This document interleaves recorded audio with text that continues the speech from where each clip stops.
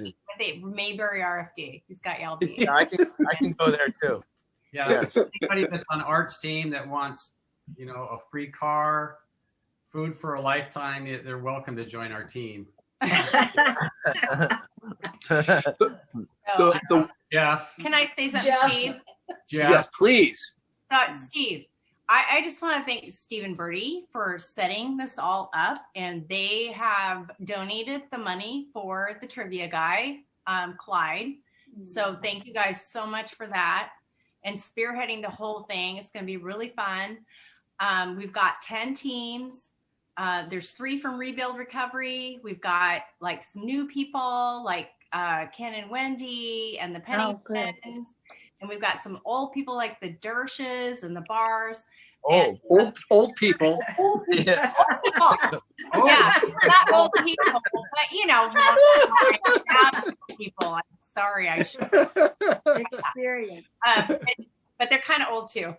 Yes. Chris. Anyway, it's going to be really fun. And if you couldn't get on a team this time, there's coffee moms too. The coffee moms are going to kill it. Anyway, but we'll do it again. Chris, yes. To say, I'm sure. So any questions, message me, Becky at battlefield.com. And then go ahead. Sorry. No, I'm sure Chris has a response to the old person thing. Oh, is Chris on here today? Yeah, he's on the upper left. All right. All right. Anyone want to do some trash talking? This is your time right now. I know Chris probably just got done skiing for 9 hours. Yeah, he'll have all this. Generally can't compete in activity with Chris Durst. So One of the quiet here. Quiet here. We're gonna let trivia night unfold the way it should. Is gonna take you all down. Doesn't matter how old we are, Becky, you're in trouble now. Anyway, that's all I got. We're really looking forward to a fun night. Thank you all. Thank you so much for organizing this. We appreciate you all. And if there's any questions, people can ask it later. Let me just take a moment before you start, Art. If you're new, there's a lot of new faces out there. So I want to put some context here. You're in the right place tonight. Just thank you for bearing with our fun here and hanging tight. Some of you are new and might not know what you've tuned into tonight. The meat of the night is about to start when Art speaks. We appreciate you bearing with our fun. We've got this funny. This basically what you've walked into is a Battlefield addiction solution group, and this is a whole group of families who originally came to Battlefield Addiction because they had a loved one struggling with addiction. So they originally called, and now you see all these happy and fun and all this fun going on. And so you might not quite know what you've walked into, but you are in the right place. So hang tight. And now we're going to hand it over to Art Dolan from Rebuild Recovery. Go ahead, Art. Got a lot of new people. So I got sober about when I got sober 10 years ago, for the first 9 months, and I'm just going to talk a little bit about this just to give some context for tonight. But for the first 9 months, and I was a guy that spent 10 years of my life in my 20s to my 30s, and I played poker every single day. So I loved poker. I was a gambler. I love sports betting. I love all this stuff. And when I tried to get sober in 2011, I had to give it all up. I just couldn't go in those environments, and I couldn't stimulate myself those kind of ways. I couldn't get my mind going in that kind of direction for 9 months. And I was very leery and very hesitant after 9 months to start going back and playing again. And when I did, I started having success. The results started coming in, and that was kind of what was able to fund some of my business stuff as I got a year sober and 2 years sober, and I had this kind of funding source that I could go play poker tournaments and win. But it taught, for the most part, I wanted to do this for a living, and this is what I thought I would do. So I worked very hard at putting the money out of my pocket into whatever investments I could put it into so that I could house drug addicts and do sober housing and set up these houses and talk to drug addicts is what I really wanted to do. But this weekend I was in Las Vegas, and I spent Friday, Saturday, Sunday there. And on Saturday I played this main event of the Venetian Classic, which is an $1,100 buy-in, and it's 2,700 really good poker players. And I got the chance to compete with those guys this weekend. And, on the first day, it was great. I kind of slid through the first day. I made it without, and then went into the second day. And once you make it to the second day, you're in the money. You're what's called in the money. So out of 2,700 people on the second day, there was 386 people left, and 296 of us were going to get paid. So it took about 2 hours to get through the 100 that weren't going to get paid. And then you get down to the money. And at that point, everybody's made about $3,000 or $4,000, and it gets deeper and deeper. And then you eventually get down to, at this point, I'm down to the after dinner, and we're down to about 65, 70 people left in the tournament, and the money's going up, and it's getting more intense, and these guys are really great. And the reason I tell you that story is that there's two kind of worlds, and I'll get back to that, but there's two kind of worlds that I see people living in right now. And there's this world of, I think, that we've slipped into as a society and as individuals. And it's this world of just generally caring, for the most part, about one thing. And that's kind of what we look like in society, what we look like with our families, looking good, caring about looking good, and caring about being right, and caring about our way being the right way, and our opinion being the right opinion, caring about how dumb Democrats are if I'm a Republican, and how stupid Republicans are if I'm a Democrat, and who's right about wearing masks, and who's right about not wearing masks, and who's right about Black Lives Matter, and who's not right about that, and who's right about gay people, and who's not right about gay people, and who's right about abortion, and who's not right about an abortion, and who's right just about generally every topic that we can get into. And then there's this other side of life that I feel like very little care is taken, and it's actual results.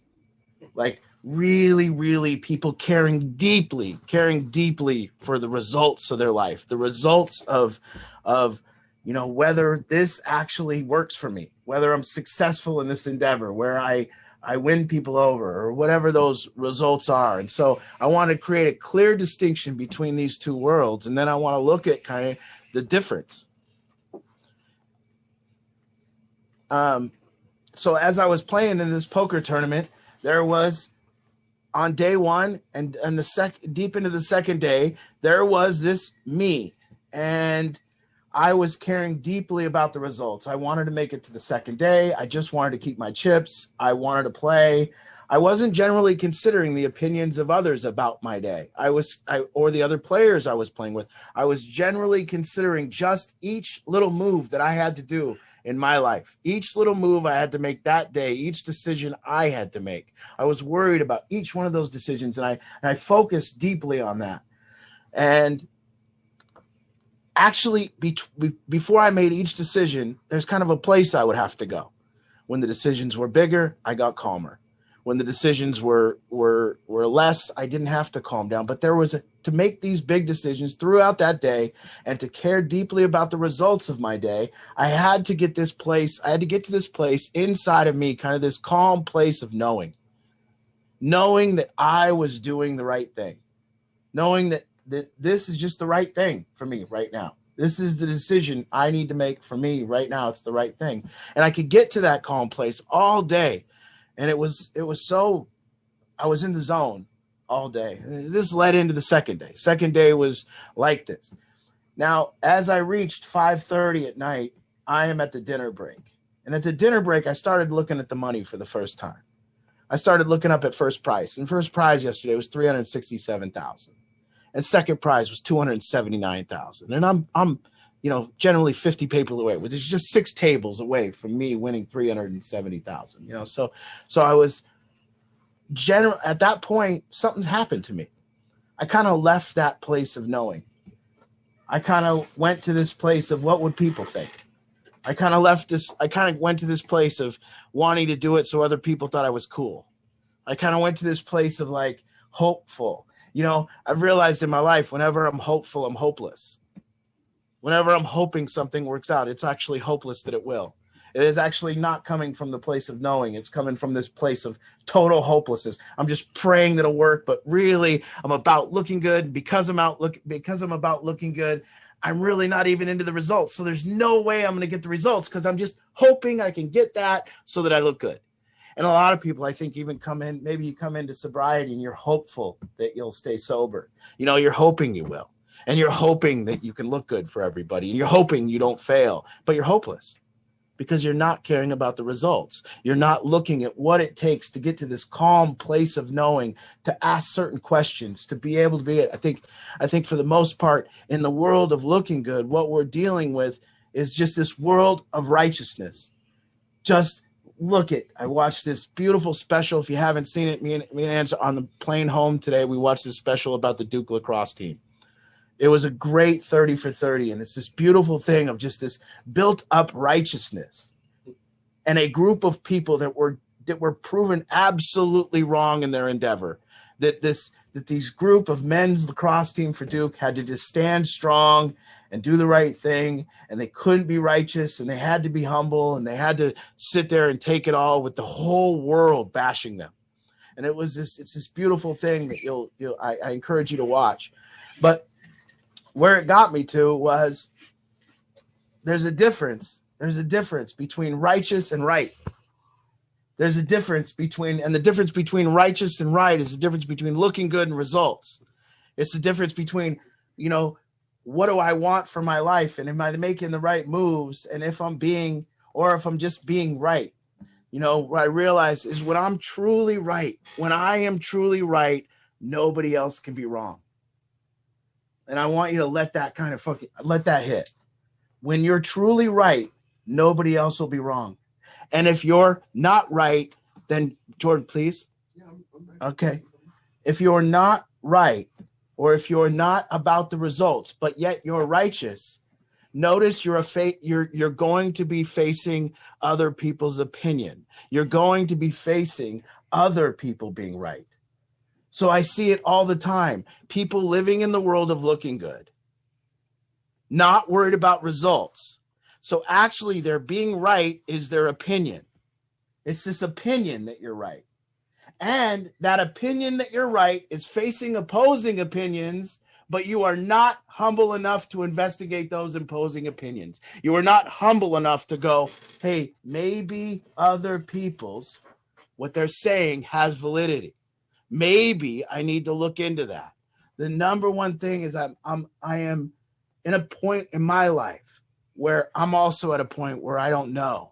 I don't know where it is I want to go. I don't know what new things I don't want to do, what I want to do. I don't know what changes I want to make. What I do know, though, is if I make the right move, nobody else will be wrong. I did know that when I was in that poker tournament and I was making the right moves, nobody else was wrong. But when I made the wrong move, what it was about was explaining I was right even when I was failing. And so a lot of us, what we're doing is we're explaining our failures with if you think you're right and you're angry, you're not right. Let's leave it right fucking there. If you think you're right and you're angry about it, you know why? Because you're not fucking right. That's why. That's why. And you're unwilling to look at the other side's opinion. You're unwilling to look at the other side's point of view. I talked about gambling tonight because a lot of people, when I started out, told me that gambling was another addiction and I was still an addict.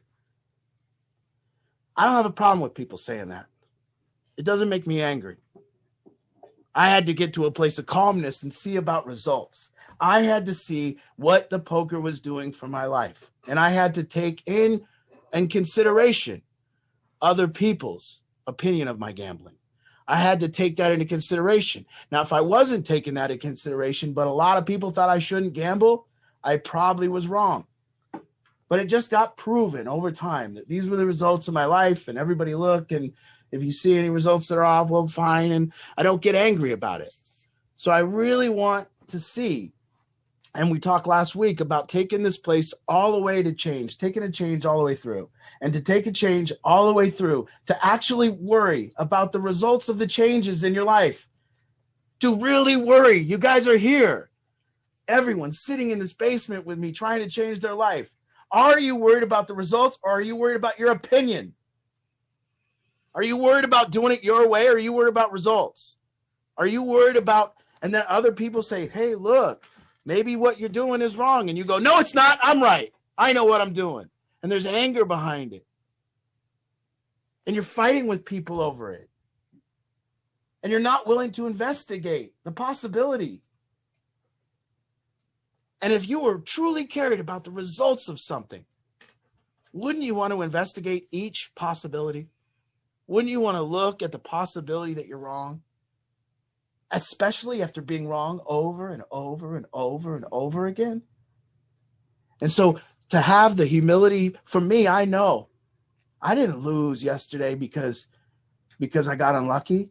I played with 50 of the best poker players in the world and I got beat. And for me to go back and do it better, I'm going to have humility. I got to figure out what I did wrong. I got to look and I got to see, how am I going to improve? What do they know that I don't? What is it? What is it that they know that I don't know? And I see this world such bullshit. Such bullshit. You watch TV. That's why I don't watch TV. It's all bullshit. It's all people saying they want change when they don't. They don't want change. They want their opinion to be the right one. That's it. They are not willing to look at the other side's opinion. They are not humble enough to say, hey, maybe they have a point of view and we could discuss all sides and come to an agreement and have real change. They will not. So look, that righteousness with the anger behind it and the saying that I am right and everyone is wrong. Have you ever had success that way? By trying to do something in your life to prove other people wrong? And look at the times that you've had success. Is anybody wrong in those times? Nobody's wrong in the times that we're right. And the times that we're wrong, everybody's wrong. Look, in the times that we're right in our action, nobody else is wrong.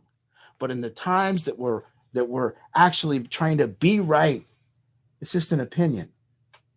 And we're trying to have that opinion be true so that we can look good. Because we'd rather look good than have these results. And I look around and I see people all the time sitting here trying to change. I see people trying to change everywhere, on TV, here, everywhere. Myself, sometimes.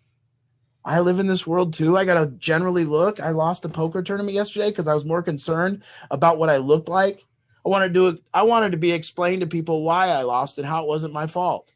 I got unlucky. I had the best hand and it lost, or whatever I could come up with.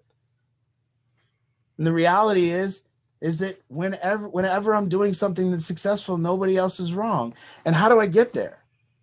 And so how do you get to this deep place of knowing for yourself? This knowing, this real assuredness, not this cocksuredness, not this arrogance, not this anger, not this righteousness, but this thing that you get to in a place in your life that you start operating from this place of knowing that you know the action is right so deeply that you're taking this right action and you can see that around you, everybody agrees with that right action, that everybody's on the same page that you're taking the right action, that you're taking this action and everybody's not having their opinions. And if you really look at the times you've had success, you'll find that when you're taking these right actions and when you're leading to success, nobody's wrong in your life. You're not sitting there considering how everybody's wrong and you're right. Not even anywhere. So we have to create a distinction between these two worlds people are living in. One, are you living in a world of trying to look good and trying to care about, making it look good, even if you fail? Or are you living in a world of like, no, I want results. I want what I want. I figured out what I want, and I want the way to get there, and I'm willing to consider the opinions of others. I'm willing to consider anytime somebody tells me I'm wrong, I'm willing to look and see, am I? Shit. This would be a major problem with my results if I'm wrong here. I better look. I better actually look If I'm sitting at a poker table with the 50 of the best players in the world and they tell me I made a mistake, I did. So basically, if I'm going to get better, I have to agree that they're right and I'm wrong. I have to agree that I need to learn something. I see people coming to me to change all the time. And I know for sure that inside they need something. I see people coming to me to change all the time, and I know they need something. They're lacking information. They're lacking something in the way they behave. They're lacking in the way they live life, or they're lacking in it. They never ask what it is. Not once has anyone ever asked me what they're lacking and truly meant it. Not once. Not once has someone went, I'm here to change. I know that if I don't get some new information, I'm going to fail. I need to ask you, Art, what is that information? Or even live the possibility of investigating that information. But rather, everyone comes and goes, I need to change. I know how to do it. I got it. Every time. That's not one person. That's 100% of people almost. It's an impossibility. You won't change. Not without getting in the world of results. I know it looks good to have the answers. I know it looks good to do it your way. I know it looks a lot better. It seems like at the end, you'll be more proud of yourself if you did it your own way and you figured it out. But there's just things in this world we can't. There's things in the world we can't figure out on our own. There's things in the world that we have to humble ourselves to. I don't have the information on how to beat those 50 guys right now. I need it.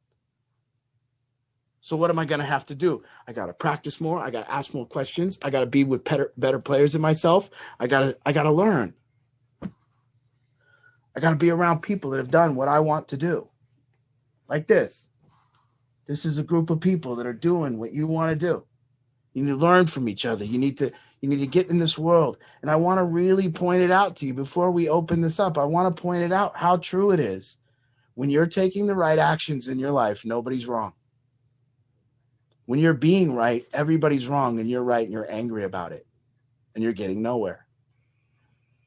And I think that generally, most of the time, 90% of the time right now, people are spending their time in the world of opinion. Their opinion that they're right, their opinion that everybody's wrong. Not considering, even though the results show after 10 years, after 15 years, it isn't working. But still, I'm right. Still, everybody's wrong. The one thing blocking us right now, there's one thing that will change our society, change each other, everything. It's a pulling away of righteousness and an induction of humility, inducing some humility into MSNBC, humility into Fox, humility into Channel 5, humility into each government official, humility into all of us, humility into each family member, and saying, hey, we want results. Let's look at results. Let's look at just being together as a family, or let's look at what we do. I don't know. And I'll tell you, it's that humility, it's that place, and each one of us have it. You want it. Well, how do I figure out what to do? Just go there. Get out, get underneath the world of looking good. Get underneath the world of explaining yourself on why you fail. See, in the world of looking good, it's just an explanation. It's just this place you go to try to be right, that you failed and everybody else is wrong, but you're still right. That's just that place you go. But when you're doing these right things, you go to a calm place of knowing, a calm place of consideration, a calm place of caution, a place of like, oh, what if I did the wrong thing here? Shit, that could mean complete failure. I better investigate. A lot of people telling me I'm doing the wrong thing. Ooh, look out. You ever been on the side of a group of people telling somebody they were doing the wrong thing? You ever been on that? You ever been with a group of people telling somebody else that they were doing the wrong behavior in their life? You ever been there? I have. I've never been wrong in that. The person that we were telling was doing the wrong behavior, me and that group, they were always doing the wrong behavior. It's been 100%. We've never like had 5 of us come together and go, dude, the way you're acting is crazy. You're going to get loaded, and had it not turn out like that. Not once. And you've seen other people that you know are going to be in trouble, and you've told them, and they don't listen. Don't be one of those people. That's all you have to do, and you can change. That's it. It's all I have to do right now. If I want change in my life, I just got to humble myself. I just got to get calm again. I got to find my place of results. I got to listen to other people's opinions, just like I did 10 years ago when I got sober. And that's, you know, I really want to create. What world have you been living in? Have you been living in this world where you always are considering how you're going to explain yourself? How you're going to explain why you failed, or how you tried it this way, but it didn't work, but still, I was still right, and kind of remaining that way? And have you been in this world of like not getting results, but yet everybody's wrong and you're angry about it? And then have you ever been in the sweet spot where you're just making the right moves and nobody's mad at you and nobody's telling you you're wrong? It's beautiful. I was in both worlds this weekend, and when I lost and when I made it. And as soon as I lost that world of results and started playing in the world of looking good, I got hopeless because I was hopeful. I went in with a hand that I knew I shouldn't have been in there, but I was just hoping it would win. It was actually even the best hand, but I just was hoping that I would catch a break and win that pot. It was a 50-50 call. I put all my chips in. I hadn't put myself in a situation like that the whole tournament. And I did, because I really didn't know. I wasn't in the calm place of the next right move. I was ramped up by wanting to look good. Man, I wanted to win that money to prove to everyone I was smart. I want to prove how good I am. And you lose it. You lose track of the results of your life. You lose track of the next right action. You lose track of these things. And you go, I don't think this looks good where I'm at right now, so I want to do something to make it look better. I'm not willing to just go boom, boom, boom, and systematically walk myself out of this.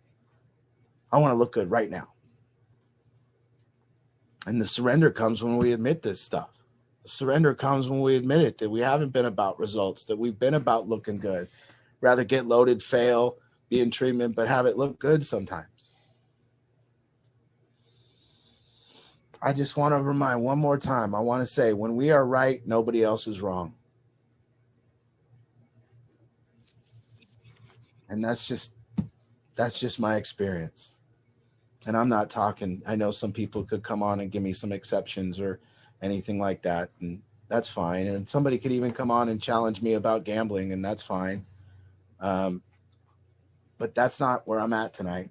Where I'm at is results. And I am pounded by results. I want them so deeply that I want results so deeply for everyone in my program. And I don't know if that's selfish and everyone on here. And I want results so badly that sometimes it's torturing. And it's torturing watching people think they're going to get results while living in the world of looking good. What you're going to get in the world of looking good is not results. You're going to look good and fail. It won't be your fault. It'll be somebody else's fault. You'll have someone to blame. You'll have some scapegoat. You'll have some answer. And people will be wrong and you'll be right, but you won't be succeeding. And tell me we all haven't been there. So welcome to the new people. If you have questions, we talk about anything tonight. But that's where I'm at, even in my life. After 10 years of sobriety and helping people, I want changes still. I want results. And I'll tell you, you guys got low-hanging fruit in the early sobriety. You can get a lot of results a lot of early, and there's massive upside. After 10 years, it starts getting harder to move your batting average around. And so it gets even deeper that you got to get to this calm place and find your next moves. And so you got a chance to practice this now. What's my next move? What's my next thing? In consideration of nobody else's opinion, but whether it's just this calm place of, right, And I want you to really look at the times that you're being right and it's your opinion. And you're arguing and trying to get support for your opinion. You're wrong, for sure. For sure. It doesn't matter who's right, Democrats and Republicans. In fact, they're both wrong because neither one of them are getting results. So, welcome, and go ahead and open it up, Ange. Yes, welcome everybody. So the way you get in line is you just use the raise your hand feature on your device. So I'll raise my hand here to show you. And if you can't figure out your device, no problem. You can literally wave your hands. There are several screens though. I don't see everybody at once, so just bear with us. We want to get to everybody. And then I can help you unmute yourself and all that. And while we're waiting for people to, get in line, questions, comments, anything is welcome tonight. I thought I would go to Candace and allow her. Candace is going to share a little bit about some financial things that she's going to help with the crew there at Rebuild Recovery. I thought I'd give her the floor for a moment so she can tell everybody about a special Zoom session that she's opening up for Rebuild Recovery come Thursday, and she can tell us a little bit more. And those of you who have questions, comments, anything tonight, new people, just go ahead and raise your hand and get in line and we'll get to you. So Candace, can we get you unmuted or there we go. I'm unmuted. Yeah, so this Thursday night at 6 o'clock, I did post the little flyer on the family battle, but I did get the Zoom link earlier today, so I will put that out. But it's Transamerica Financial Advisors. I work with them. Every month we do like a little seminar. This time it's for young people. Some things about saving money, investing, paying off credit card debt, student loan debt, just some basics with finances. And I just thought it would be really good, especially for the crew, but it's for anybody really. And then a week from this Thursday, I was going to head up to the house at Rebuild Recovery and just work with everyone up there, just kind of one-on-one. One of my business partners is going to come up and we're going to talk about some budgeting and getting the crew from dependence to independent with their finances. Some of them are starting to get back to work, and how do you budget? How do you save money? So I think it'll be really good. It's for everybody. So I hope everybody can be on there. I'll post the link that goes with it tomorrow or later tonight. Awesome. Thank you, Candace. Yeah. Yes, thank you so much, Candace. Thanks for doing that. Yeah, really appreciate it. That's a great value to the program. So thank you. Yeah, you're welcome. All right. All right, guys. So I'm going to scroll through and let's say hi to all these new people. Where'd you all go? And in the meantime, anybody with questions, comments, go ahead and raise your hands. But let me find new people. Where'd you go? Where'd you all go? Are you hiding from me now? I see a Chris Mitchell. I haven't met yet. Carrie Swinson. Are you willing to? Okay, awesome. Chris, let's get you unmuted. All right, can everybody hear me? Yes. Hey there. Well, my name's Chris. My neighbor Roger has been telling me about the whole tribe, right? So, Roger Holman, right? So I appreciate the seat at the table, right? And I know you guys have a strong crew and a strong group, and it's I'm privileged to sit and get a seat at your table to meet everybody and to just listen. Thank you. Thank you, Chris. Thanks for joining us, Chris. Nice to meet you. Any friend of Roger is a friend of ours, so welcome. All right, where'd Carrie go with that cute dog? Carrie, are you willing to say hello? Can we get you on camera? My little doggy can suffice. I'm in my car driving. Okay, great. Well, we've really been enjoying watching your dog. What's their name? Sophie. Sophie. We've really enjoyed Sophie. We've gotten a lot of smiles from Sophie. So Carrie, welcome. This is your first solution group. And we're having are we going to have a consultation tomorrow? Yes. Yes. Okay, beautiful. I look forward to getting to know you a little bit. So you've gotten to hear some from Art and see what the Battlefield family is all about here a little bit. Yep. Yeah. I want to trace something back while we're waiting, Ange. If there's not, I mean, anytime, raise your hand. I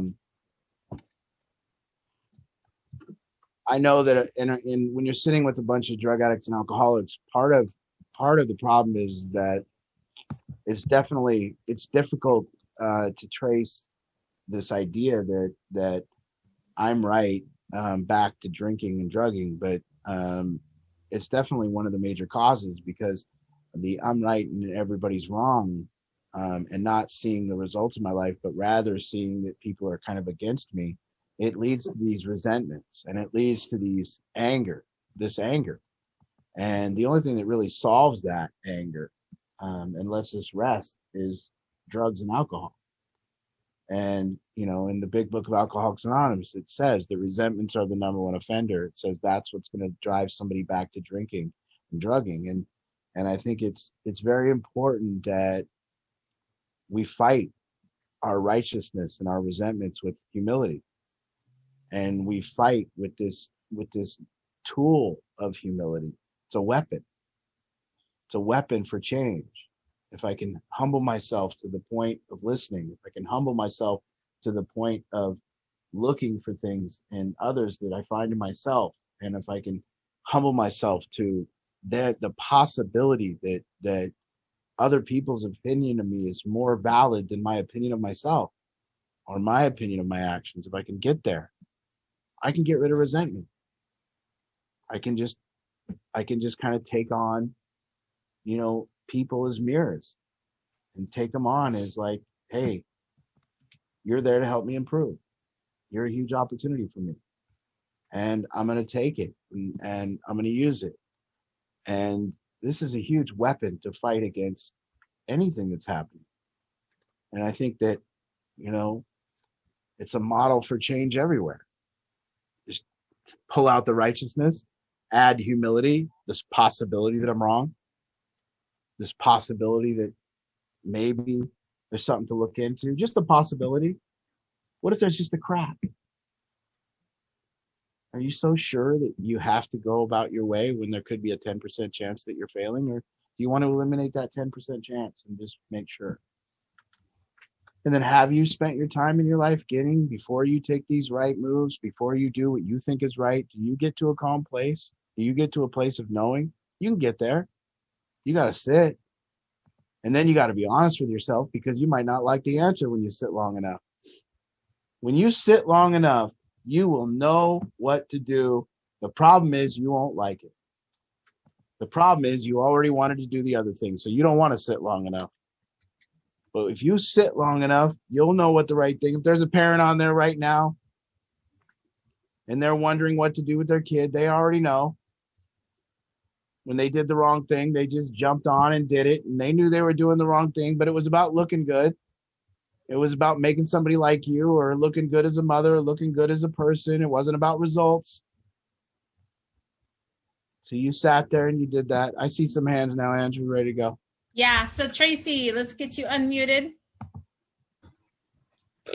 Hi guys. Hey. I really don't want to talk all that much. I'm having a really hard time today. I just wanted to say thanks, Art, because everything tonight is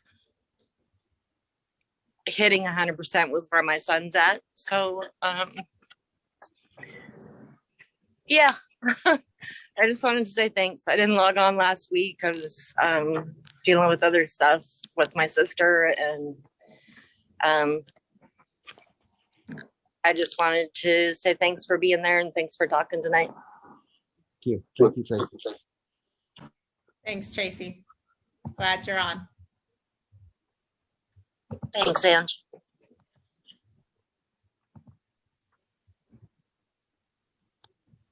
I love it when people keep tuning in. I During the just bumps, gotta during the good times and the bad. I just got to also point out, How many hopeless moves did parents do that they thought were hopeful? How many times did they were hopeful that something they were doing was going to work and they knew that it was hopeless? When they knew that they were doing the wrong thing and just praying that it would work. How many times have you done that? And how many times do you have this capability of sitting and getting to that place of knowing? And if you do get there, you'll know what to do. You'll just know that it's the hardest thing you have to do. And when we sit and get to that place of knowing, the hard thing and the right thing are always they're always right there next to each other. And the easy thing is always the wrong thing, but we do it.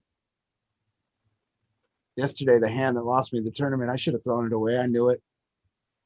I was hopeful.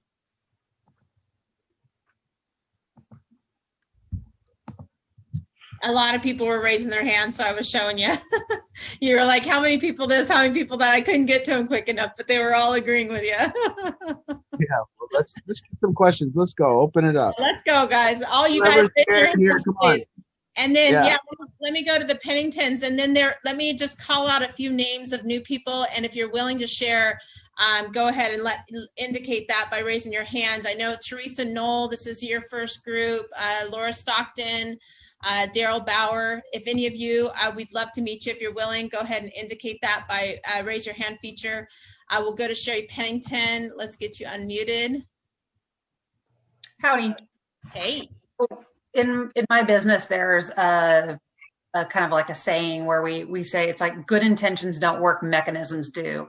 Would you say that the good intentions are kind of the hope, and then the mechanisms are driving towards the results? Is that kind of a thing? Well, I mean, sometimes they can match. I mean, sometimes, good intentions can match with the right thing, can't they? I mean, it can't be that negative, but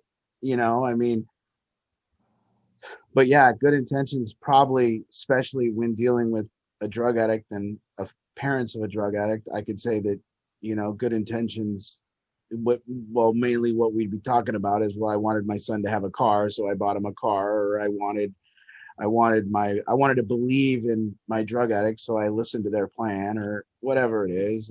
And yeah, those don't go well. And then the knowing, but do you have the question is, do you have the balls to call out when it's not going to work? Because that sucks. Like I said, when I'm helping people, it doesn't generally feel that good. And I just can point out, like, everyone running down to feed the homeless. I bet when they get off work after a long day of feeding the homeless, they probably feel pretty proud of themselves. But I wouldn't generally say that they're helping anyone. They think they are, but I don't think that they are. In fact, they probably are hurting someone and doing something for them that they should do for themselves. I don't understand the reason why grown people can't feed themselves, other than they got a drug problem that needs to be worked on, or a mental illness that needs to be worked on, but still food isn't the answer for either one of those things. So, but I think I think the key here is come on. Everyone actually knows. You did the wrong thing. You knew you were doing it and you did it anyways. Everyone knows. A lot of times all I do is tell people what they already knew and give them power just to do something that they already knew was the right thing to do. But you already knew, you just wanted to confirm it. So maybe you're not responsible for it, or maybe it's not all you.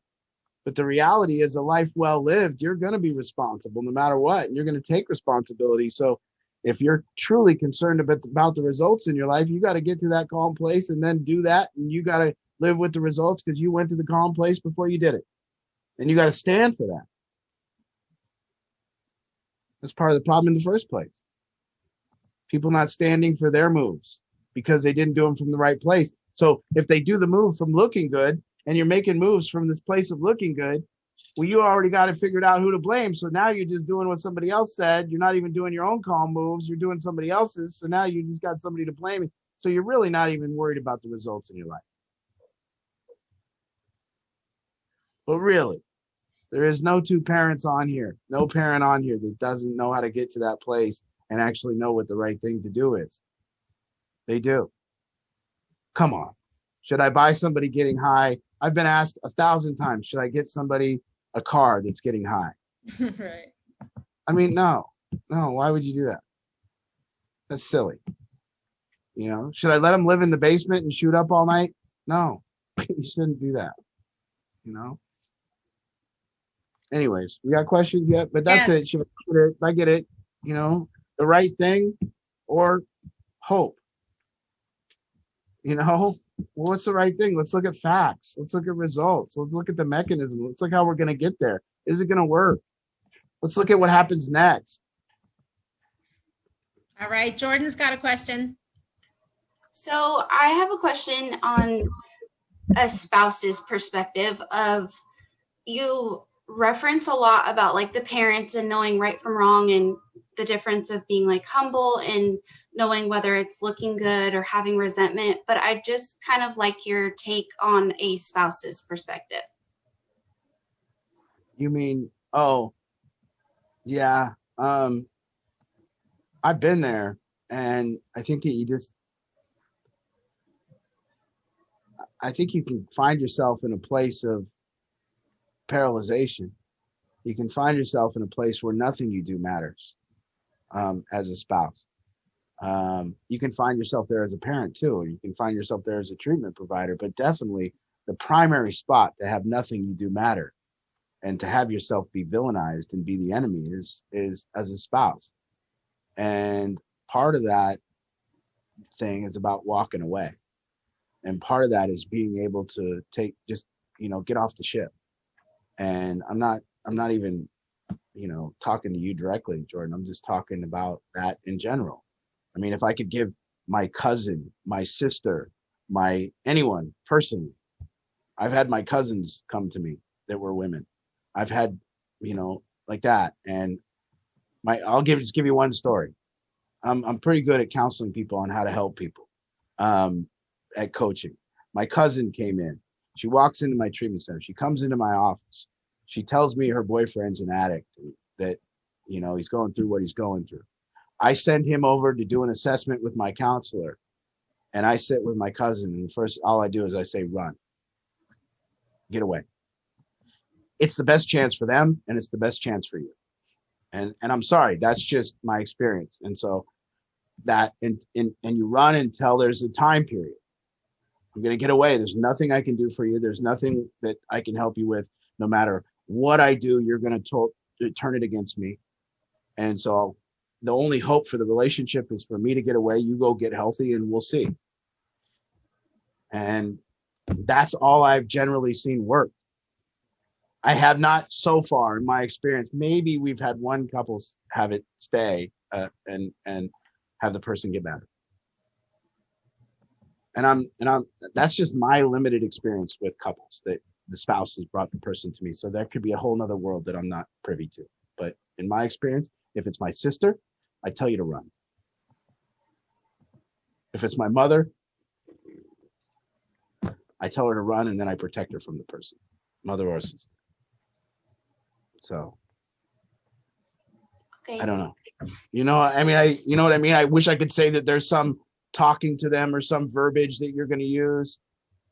I've had to run. So I don't know somebody, I was thinking, geez, if there was only a coach I could call, somebody that knew about addiction, maybe I would call them. And I couldn't counsel myself other than run. So. Yeah. Thanks, Jordan. All right, Tracy, let's go. Since nobody's really talking much tonight, for the new people, I've been dealing with my son's addiction for 14 years. The right thing is also the hardest thing. And like Art just said, my son's completely blocked from me. He can't access me. He can't call me. He's trying to go around and have other people contact me, which I just keep blocking numbers because it's just a continual thing. But his righteousness is his need to be right and to blame and be a victim. he's going to turn 32 on Thursday. And this will be the first time in the 32 years of his life that I've not either spent with him on his birthday or been on the phone with him. I know without a doubt that the only way that he's maybe, hopefully, going to survive this is if nobody's there. And there's a lot of hate and a lot of resentment and attacking, and I just chose to remove myself because that's the only thing I could do for him at this point. I've tried everything else, like Art said. I've thrown him into treatment center after treatment center. He's been to rebuild twice. Said he was ready to go back, and I called Travis and had the guys go there, and of course, nope, it's too soon, I'm not ready. So the whole thing, whether it's a spouse or whether it's a kid, they're not going to listen until you've removed yourself. And I've completely removed. And is it working? I don't know. Is it going to work? I don't know. I just know that for me, I can't watch and sit there and try to help him see that he needs to get his ass back to rebuild, that he needs to be humble and say, yeah, I blew it. I just blew through a whole bunch of money and showboating in front of everybody, and I have nothing left. And so it's my mom's fault. After 14 years of dealing with it and being on with Angie and being on with Art and talking to Travis and Kyle or whoever else that I've talked to in this last journey, it's devastating as a parent or as a spouse to watch somebody that you love self-destruct. But at the end of the day, I think the only way that my son is going to ever make his way back, whether it's to rebuild or if he goes somewhere else, I gave Travis a check the other day and said, throw it in the safe. Maybe he'll show up. It's just what I have to do. It's protecting myself and trying to make it be where he has no other alternatives other than to get help. Does he make it to his 32nd birthday? God, I sure hope so. But right now it's not looking good. So I just wanted to reaffirm what Art's saying is that, yeah, you have to run, literally run, because they're going to come at you from every side and it's always going to be your fault. I want to caveat, I don't really like, I'm not a giver upper kind of guy. So Jordan or for anyone, there's not, I should have said run, but do. Like, yes, protect yourself, but then yes, understand and the seeking of understanding of what it was that was about me that I'm in this situation. What is it about me that is making this so difficult? What is it about me and using this? I think for everyone on here and everyone in this room, addiction has shown up for all of us in a way. And I don't ever want to dismiss that addiction has shown up for you. Addiction has shown up for you. It is to make you, and if you're not an addict, but yet addiction has still shown up for you, and you're not currently struggling with using drugs or anything like that, I still argue that addiction has shown up for you very big. And because it's shown up for you, addiction is the number one teacher. So I'm not giving up. I'm not saying always run, and I don't want to ever talk in generalities like that. And I'm not telling you to do that, Jordan, or anything. I'm not giving advice here. I just told you that's what I would say to my cousin or whatever. But I would say, one, seek understanding of why this has shown up for you. Why is this showing up in your life? Why is this problem there? What have I done to become, if I'm a spouse of an addict, something's happened that has had me get into this. Not my mother was a person in her life that married an alcoholic early on. She found out that she did that because she was desperate and insecure, and she had to learn as a person to gain confidence in herself and to make the right choices for the people that she was with. And it's shown up. So everyone on here, addiction's shown up for you, and you have to do the investigation as to why, whether you're an addict or whether you're a family member. Why is this in your life? What is it here to teach you? What is it here to teach you about yourself? And it can't just teach you to get away. That's not a teaching. Just running and getting away is not the teaching. There's other things to it. So, right. And I need to add to that as well.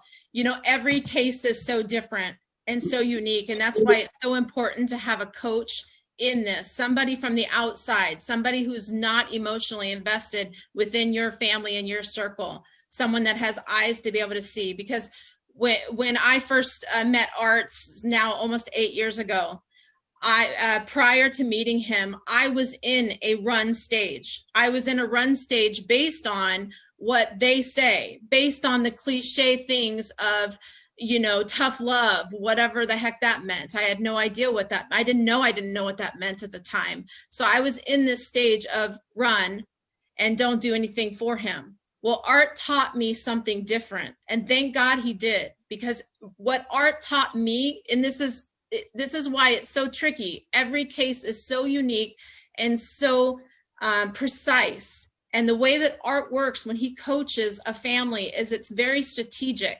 He's playing chess while we're all playing checkers. We can't see all the steps ahead, but Art has this ability to be able to see so many steps ahead and be able to help with a strategy one step at a time and navigate through this very powerfully.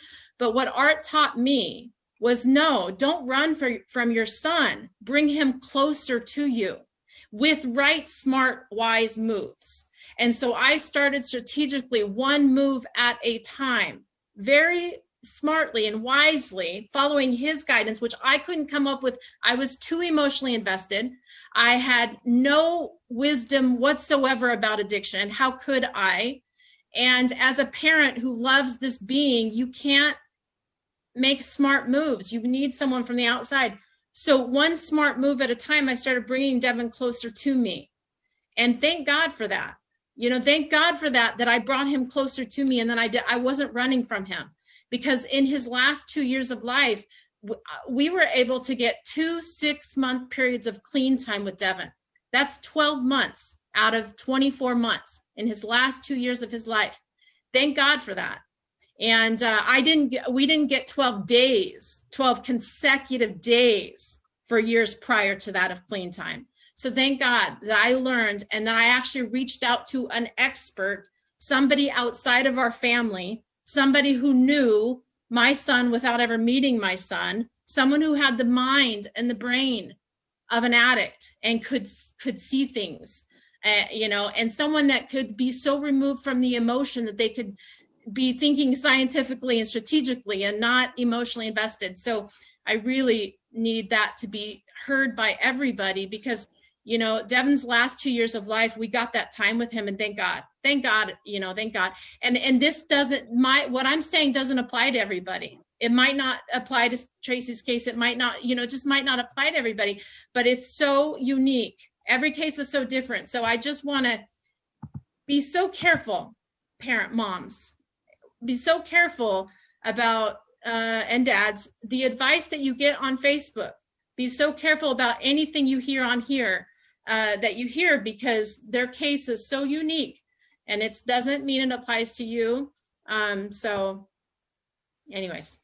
Yeah, that's true. I guess I should have rephrased that a little bit differently. And for me, it was, yeah, for me, we've been through every scenario, I think, possible in the past 14 years. And he's never not had me. He's always been able to, Mom, I'm hungry. Will you meet me? Will you buy me dinner? And I've always went and met him and fed him, like Art was saying. Am I helping him by feeding him? Well, to me, I was, because it was giving me peace that, okay, he ate today. But that really wasn't what was best for Bobby. And for me right now, the position of stepping away came from just this huge spiral that he's on. And I can't bring him close right now, because he's too busy being angry at the world. It's everybody's fault that he relapsed again. And he's not ready to take that help. He's not ready to make a phone call to Art. Tracy, we'd be counseling you differently if you weren't doing the right thing. So, thank you. Thanks, We're Art. gonna, yeah, we would already told you. Oh, sorry. And Kim's in line too. I can't put Kim on spotlight because her camera's not on. But Daryl, and then we'll go to Kim. Hey, Daryl. Hi. Really nice to see your face. Nice to meet you. Nice to meet you. Glad you made it on. Yeah, first time. I just wanted to introduce myself and tell a little bit about my story. No, emotional. Both my sons, 33 and 31, have been addicts for, I don't know, 7, 8 years. My son Jeremy is involved with you, Angie, and Solution Group and Battlefield. And he reached out to me last night. And he's been reaching out to me fairly regularly the last week or two and talking about, which he's talked about for a long time, about I have a bed, I'm going to get to, rehab. But I felt like he was pretty serious this time. So I met with him last night. We had, I fed him some pie. We talked for an hour and we came up with a plan. But what I'm struggling with is I generally don't enable my sons as addicts. I won't buy them a pack of cigarettes. I won't, spend any money on their court fines or anything, because I know that just frees up money for their drug of choice. But last night I felt like I kind of justified enabling my son to use, because his drug of choice is heroin right now. But so basically I let him use my phone, and I went and let him get some heroin and use, because he said he was going to go into detox. And his reasoning was he would get sick before they gave the detox place would give him his subs, his drugs that helps with withdrawal. So I did that. I helped him. I didn't really help him. He used my phone.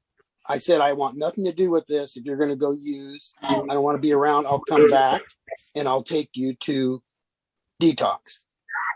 So I'm struggling with, first off, when I let him do that, I knew he was out using, and I'm thinking, oh my God, what if this is the last day? What if this is where the time he uses and dies? And anyway, I don't know if I did the right thing or not, but he did go to detox, and he's in detox right now. And I'm struggling with, did I do the right thing by allowing him to use and coming back, hoping, the hope thing, that he would follow through with going to detox, which he did. So Art, Jeremy is Sonia's boyfriend. So Daryl, I'd really like to, after this, we'll talk. I'd really like to come up with a time that you and Jackie can come and meet us in Kent, just as soon as possible. It'd be great. Jeremy actually called me tonight, so I talked to him. Good. And I also talked to Jackie. So we'll connect, and I'd really like to get you into Kent. If you and Jackie can both come, we can get you in ASAP. Clear up Daryl for a second. Hey, Daryl. Yes. What result were you looking for yesterday? That he would get to detox. Is he in detox? Yes. Sounds like you did the right thing. Yeah. Okay. Okay. Now listen. The rest of the stuff is about how you look. How I look? You mean what you're talking about earlier? Yeah. It's like about how we're looking in the world and what all that's opinions and all that bullshit. here's the deal. You wanted your son in detox. You got him to detox. I want you to focus on results. That's what we're doing. And so how we had to get him into detox and how you had to go about that. Well, you did it and you did the right thing and he's in detox. So yeah, I felt like it was a risk because, you know, I told him if you change your mind in the middle of this, you're burning a bridge here. I may not be there next time you call when you want to go to detox. So you were generally focused on results, and for everyone else, I do want to clarify because I don't want to confuse anyone tonight. And so, you know, especially with the spouse thing and Ron and all that, you know, that's just kind of a joke and kind of not real, but there's something to it. And a lot of the times when you get to this calm place, there's another thing that comes up. I say everyone knows, maybe you don't. I want to make sure because maybe you get to a calm place and what comes up for you is I don't know. And I think that's as brilliant as anything that could come up. Because at the level that you were worried about results and you go to a calm place and the answer that comes up for you is I don't know, well, then what you would do is you would seek outside understanding, which is also a genius move. So even if you get to that calm place and find that you don't have the answer, I think that would lead us to the answer. And as long as you're going there. So, you know, I want to be clear with those two things. And one that Angie's absolutely right. A lot of the times parents get to a place of calmness and they get to a place where they get to I don't know, and that's also a genius place to get. And then I don't know and I don't have the power to do the right thing is a genius place to get because you can admit that. And you know what you did yesterday was and you know Daryl, your son has made it on the streets without your help for a long time, isn't that correct? Yeah. Okay. Yes. So once somebody's made it on the streets for over a year without the help of their parents, I don't know how a parent could enable anymore. There's not really that opportunity. It was like saying that if a fire is blazing out of control through Malibu, you can't really throw gasoline on it. There's nothing you can do. But if that fire is kind of smoldering and almost out and you go put gasoline on it, you're enabling the fire.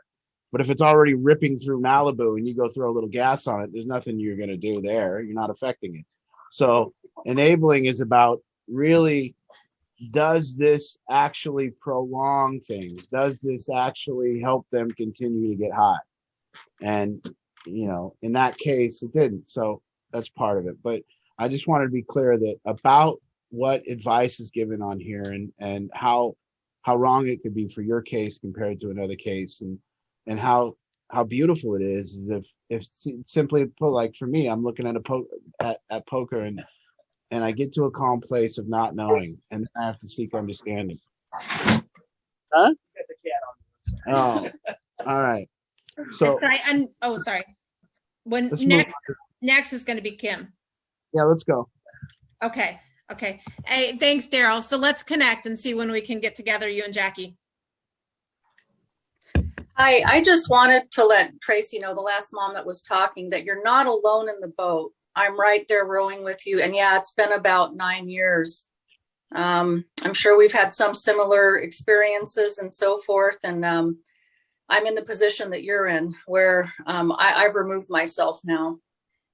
And I will probably call Art and Angie for a counseling session here pretty soon, or better, maybe just come down to Seattle and set up an appointment or something. But it's a long, hard road, you know. All I could say is take care of yourself and fasten your seatbelt, because I sure have, especially the fasten the seatbelt part. Yeah. I want to also make sure that when we're in that place of surrender and we have to walk away, that, you know, there's times that we can get there. And I just want to make sure that, you know, I'm currently there in the same boat with you, Kim, with your daughter.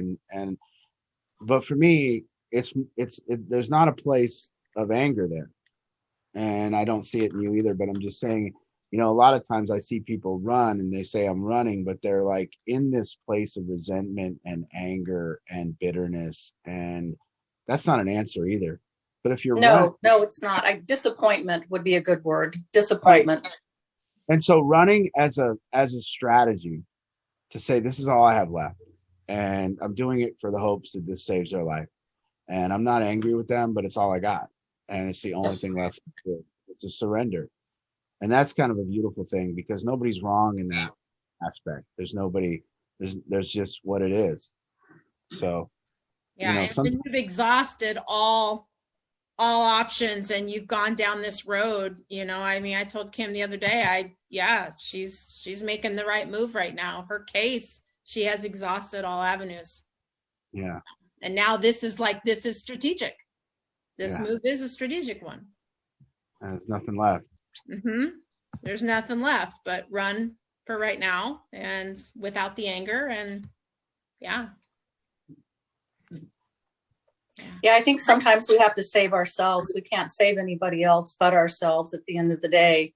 At least in this case, you know, I did everything I could. I think I went above and beyond even, and maybe should have bagged off a while back. But I rest assured and I rest in peace that I did put the best foot forward. I did fight the good fight.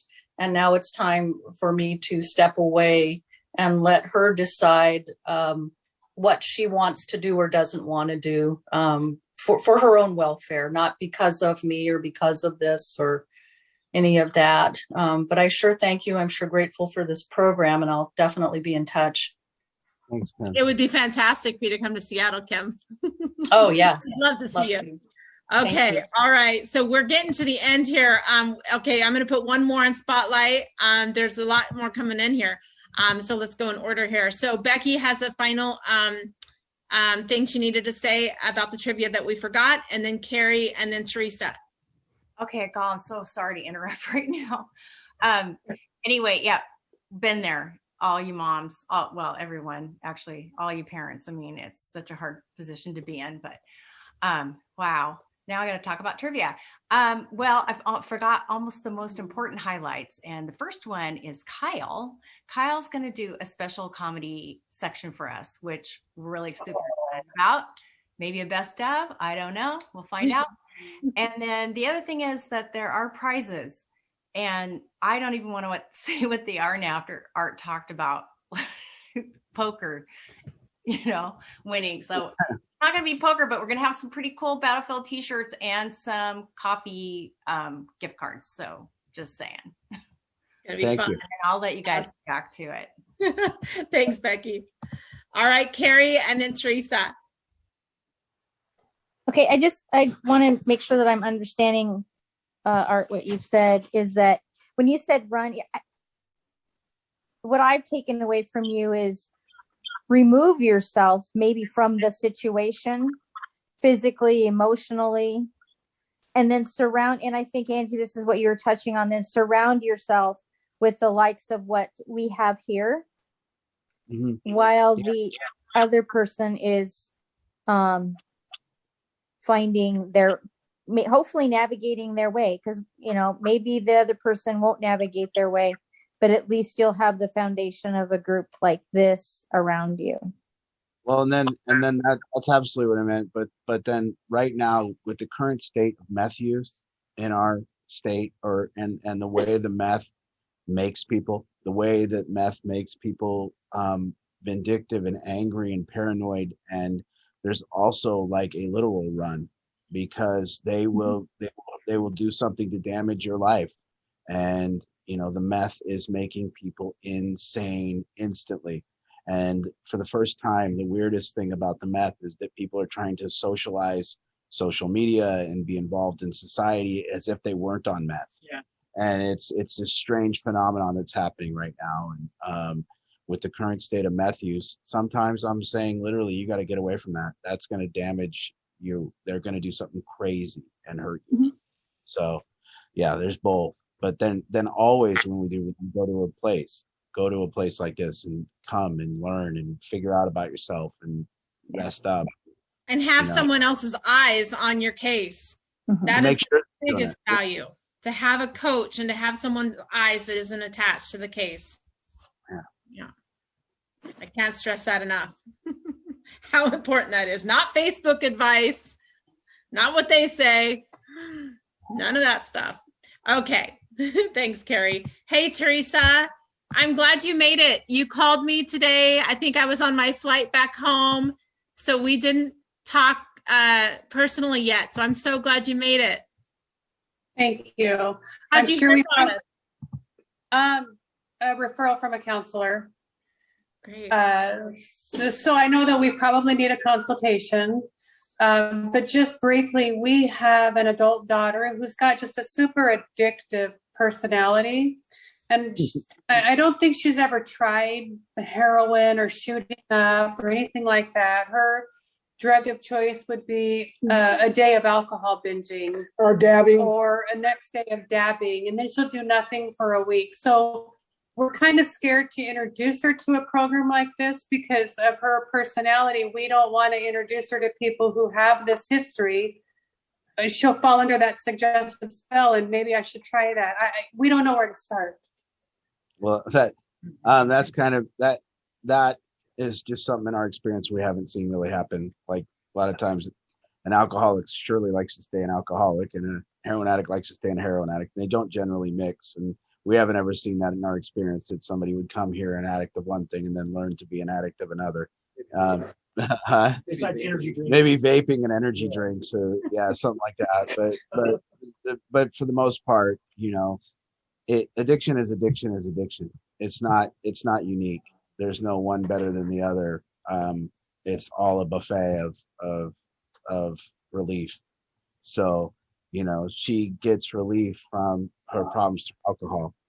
It doesn't matter really generally, but other than, she's got to figure out why she needs relief.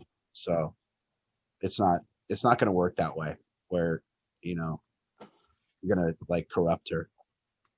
That's our biggest worry. I mean, the biggest worry is, she's so, anybody says anything, she's a follower. That's what she does. And she dabs. It's getting dangerous though, because, she's also epileptic and she's doing this stuff. And I'm afraid it's going to start mixing with her meds and we're going to have a, catastrophe. She drives. She drives when she smokes or she dabs. It kills me.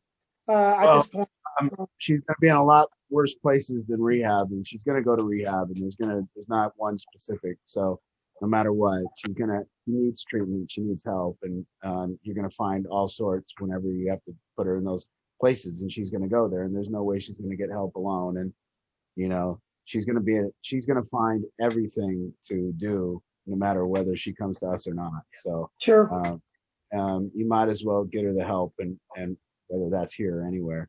So appreciate it. Thank you, sir. Nice meeting you all. Yeah, we'll connect, Teresa. We'll set up a time. I've got some time tomorrow, so I'll message you after this. Thank you. Yeah, you bet. Nice to see your faces. Nice to meet you. All right, it's time to close it down, Art. Okay. Well, I just, I really encourage people to look at these two worlds, and I especially those of us who want improvement and want to do better. And I know everyone wants improvement and everyone wants to do better, but there is a big difference between, saying I'm going to get my master's degree and getting your master's degree. And I've seen the plans. I tell this to the kids all the time. I've seen the plans of 1,000 men.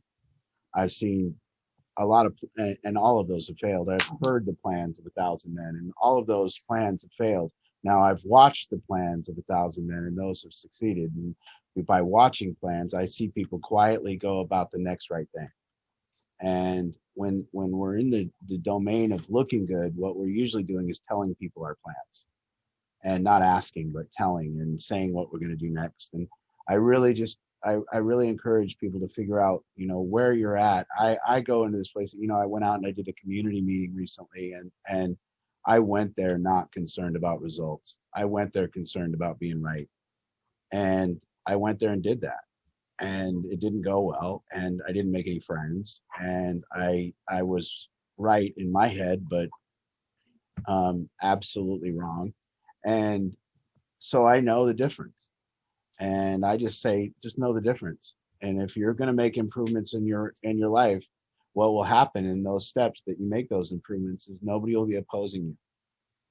There's no opposition to right moves. There's only opposition to our opinions. And when we're facing opposition, that's because you're being right. It's just your opinion, and you're facing somebody else's. But when you're doing the right thing and the right moves, nobody will oppose you. So I just wanted to look at that, and I want everyone to see. And I know for sure, when other people are wrong, when I feel like I'm right and other people are wrong, I'm wrong. And that's just how it goes. And it means that all I got to do then to fix that is, with humility, investigate the possibility of my wrongness. And as soon as I do that, I have a weapon. I have a weapon to fight, and I have a weapon to change, and I have a way to do it, a mechanism. So once again, I'm glad there's a bunch of new people. Thank you guys for coming on. Hope to see you back and get a hold of Ange and get in with us. And thank you all. See you next Tuesday. Thank you, everybody. Travis has a closing song for everybody. Crazy saucy.